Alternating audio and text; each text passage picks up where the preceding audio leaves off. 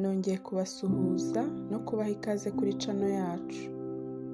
Niba ari ubwa mbere ugeze hano, wadushyigikira ukora subscribe, ukibuka no gukanda notification kugira ngo ujye uhita ubona video yose tubagezaho.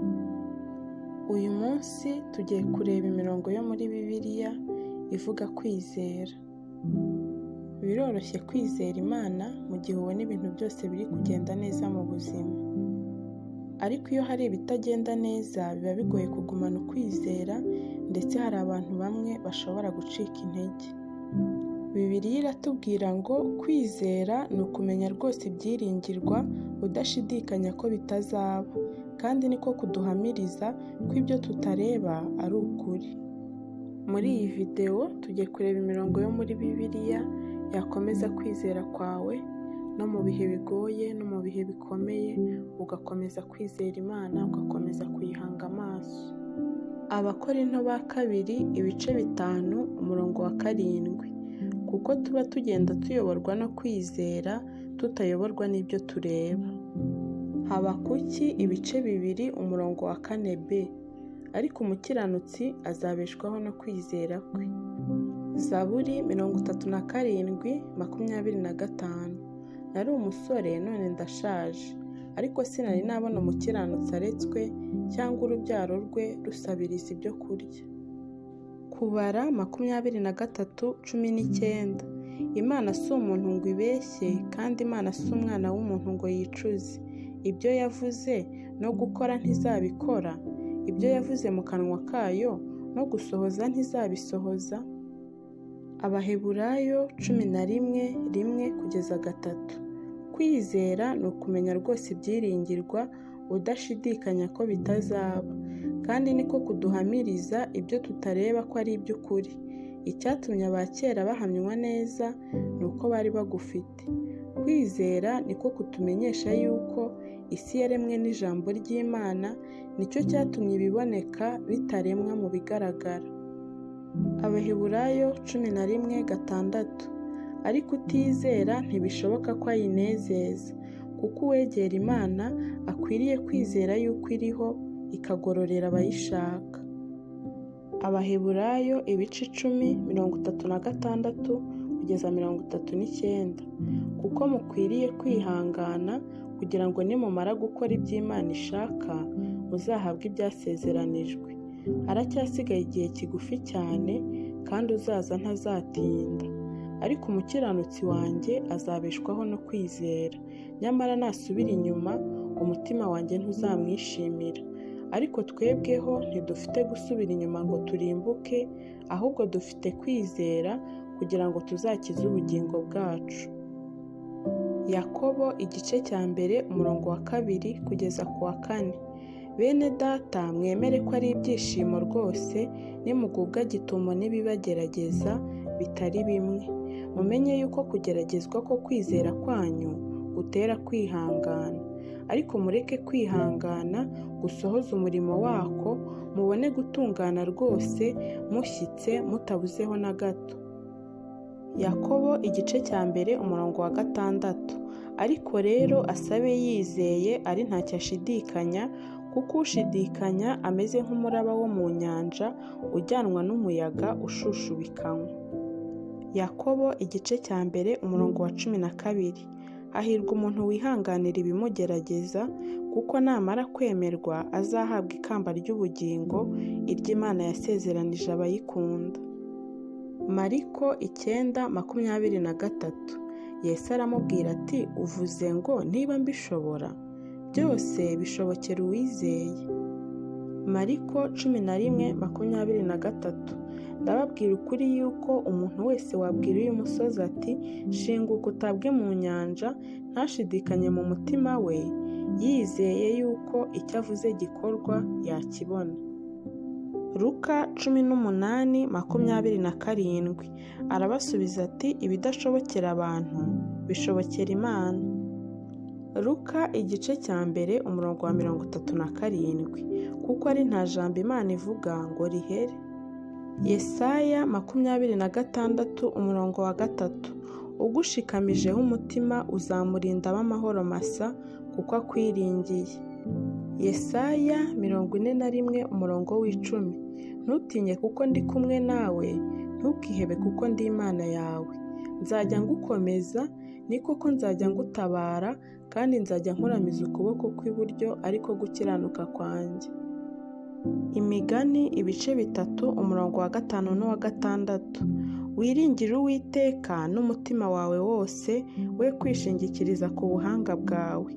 Uhora umwemera mu migendere yawe yose, nawe azakuyobora inzira unyuramo. Matayo 21 umurongo wa 21 n'uwa 22. Yesu arabasubiza ati, ndababwira ukuri yuko mufite kwizera mudashidikanya, mutakora nk'iby'umutini gusa, ahubwo mwabwira n'uyu musozi muti, shinguka utabwe mu nyanja, byabaho. Kandi ibyo muzasaba mwizeye, muzabihabwa byose. Abaroma 4:19-21. Kandi nubwo abonye umubiri we umaze gusa n'upfuye, kuko yari amaze imyaka nk'ijana avutse, akabona na Sara yaracuze, kwizera kwe ntikuracogora. Ahubwo abonye isezerano ry'Imana, ntiyashidikanishwa no kutizera, ahubwo akomezwa cyane no kwizera, ahimbaza Imana, amenya neza yuko ibyo yasezeranije ibasha no kubisohoza. Abaroma 10 umurongo w'9 n'uwa 10.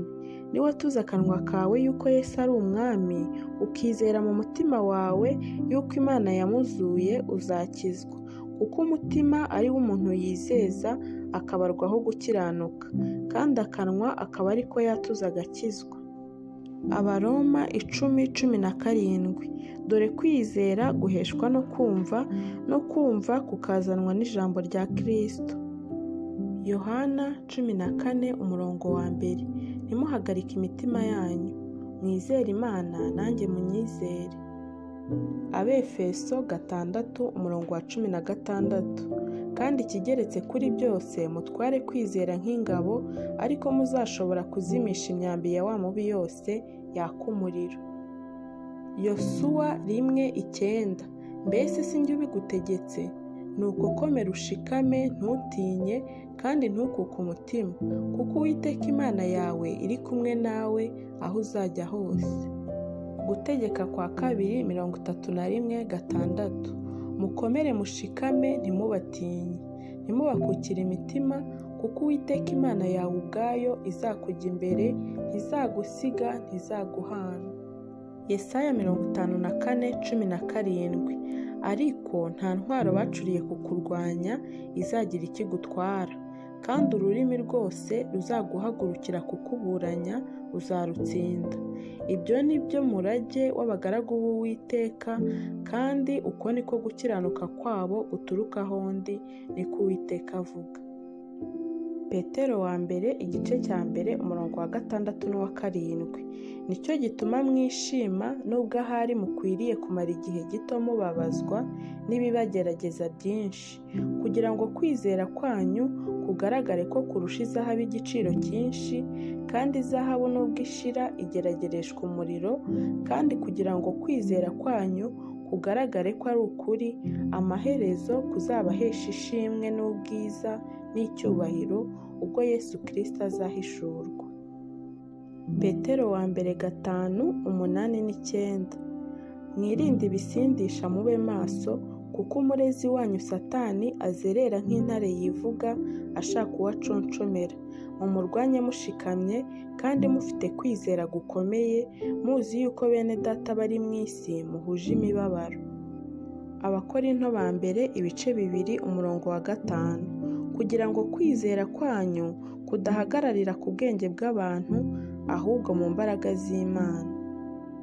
Abakorinto ba mbere 10:13.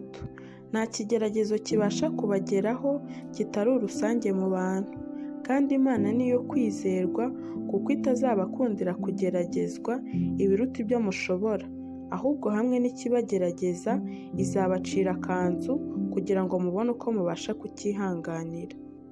Abakorinto ba mbere 16:13. Mube maso, mukomere mu byo mwizeye, mube abagabo nyabagabo, mwikomeze. Matayo 6:30. ariko Imana ubwo yambika ubwatsi bwo mu gasozi ityo buriho none, ejo bakabujugunya mu muriro, ntizarushaho kubambika mwa bafite kwizera gukemwe? 33. Ahubwo mubanze mushake ubwami bw'Imana no gukiranuka kwayo, nibwo ibyo byose muzabyongerwa. Abagalatiya 2:16.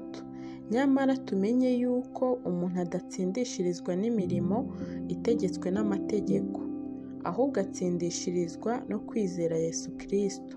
Dore ndetse natwe twizeye Kristo Yesu kugira ngo dutsindishirizwe no kumwizera bitavuye ku mirimo itegetswe n'amategeko, kuko ari nta muntu uzatsindishirizwa n'imirimo itegetswe n'amategeko.